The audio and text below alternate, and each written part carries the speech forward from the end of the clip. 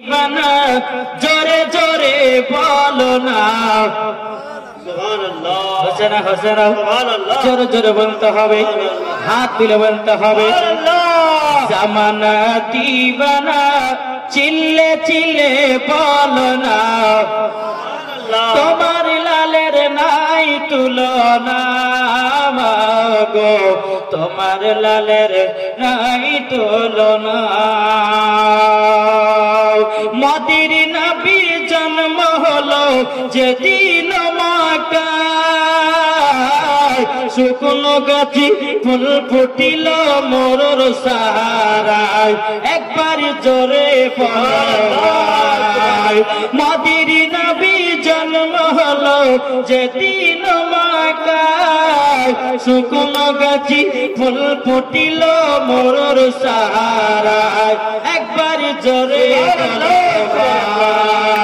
কারেন্টের সাওয়ারি পরা খয়তার গাড়ি জোর হবে না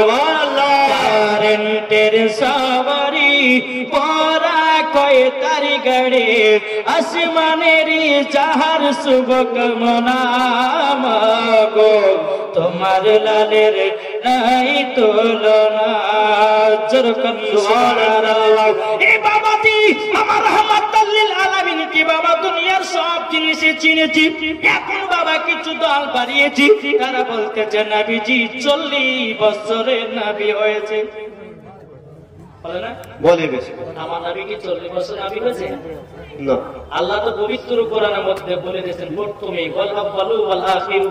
ওয়াল যাহির ওয়াল বাতিন ওয়া হুয়া বিকুল্লি শাইইন আলিম জোরে বলো সুবহানাল্লাহ আল্লাহ তো কোরআনের ভিতরে বলেছেন তিনি প্রথম তিনি শেষ তিনি গোপন তিনি প্রকাশ্য তিনি সব কিছু জানে তারপর এখানে কোন মোল্লা যদি এসে বলে যে নবীকে 40 বছরের নবী বানিয়েছে তার কথা মানা চলবে জি তার কথা চলবে নামাজ পড়া চলবে না আহলে সুন্নাতুল জামাতে রাখে তাকবীর নামাজ পড়া ওয়াকে চলে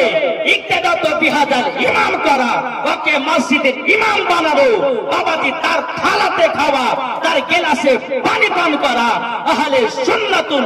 জামাতের আকীদা আরা বেশক বেশক বুঝা গেছে যারা নবীর দুশমন আমরা নবীর দুশমনের দিকে থাকতে চাই না যেখানে ইমামে হোসেনকে ইয়েজিদি দলেরা কারবালাতে শহীদ করেছিল আমরা হতে চাই হোসেনি মুসলমান এই তাকবীর আল্লাহু আকবার ওলামা আহলে সুন্নাত ওয়াল জামাত জিন্দাবাদ আসলাক আলা হযরত জিন্দাবাদ বীর কদমাত জিন্দাবাদ বাবাজি তাহলে বলুন আমরা নবীকে মোহাব্বত কে করতে রাজি হাত তোলেন এরা তো হাদিস পড়ে না শুধু বাবাজি ভুল ধরে বেড়ায় আচ্ছা বলুন আমাদের সুন্নিদের আকীদা আল্লাহ পাক আল্লাহ তাআলা সর্বপ্রথমে আমার নবীকে বানিয়েছেন সুবহানাল্লাহ জোরে হবে না সুবহানাল্লাহ বাবাজি মুসলমান চরম বাবাজি হাদিসের ভিতরে যায় একদিন হযরত জিবরিল আমিন আমার নবী মুস্তাফার কাছে এসেছেন আসার পরে বলতেছে লাব্বাইক ইয়া রাসূলুল্লাহ লাব্বাইক